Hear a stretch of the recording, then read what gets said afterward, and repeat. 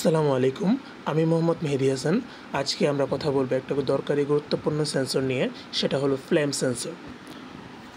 সাধারণত এটি ইনফ্রারেড বা আইআর রেঞ্জে কাজ করে এবং আগুনের বিকিরণ শনাক্ত করতে পারে।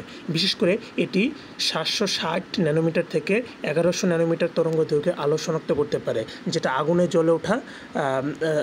আগুনে জ্বলে উঠলে নির্গত হয়।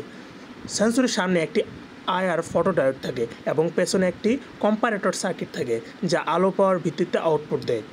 এই মডিউলের 3টা পিন রয়েছে। একটা হলো ভিসিসি, গ্রাউন্ড এবং আউটপুট পিন। মূলত এখানে ভিসিসি মানে পজিটিভ প্রান্তে 3.3 ভোল্ট থেকে 5 ভোল্ট পর্যন্ত পাওয়ার আপ দেওয়া যায় এবং ডিজিটাল আউটপুট পিন থেকে আমরা ডিজিটাল সিগন্যাল পেয়ে থাকি। যখন কোনো আগুন বা ফ্লেম সেন্সরের সামনে আসে, তখন সেন্সরটি ইনফ্রারেড আলো শনাক্ত করে। এই আলো সেন্সরে ফটোডায়োডে পড়ে এবং এটি আউটপুট হিসেবে লো বা হাই সিগন্যাল দেয়, মানে সেন্সরটি বুঝতে পারে যে সামনে আগুন আছে কিনা। এই ছিল আমাদের আজকের ফ্লেম সেন্সর পরিচিতি। ভালো লাগলে ভিডিওটিতে লাইক দিন, সাবস্ক্রাইব করুন। আর যদি সেন্সর নিয়ে কোনো প্রজেক্ট বানাতে চান, নিচে কমেন্টে জানিয়ে দিন। ধন্যবাদ সবাইকে।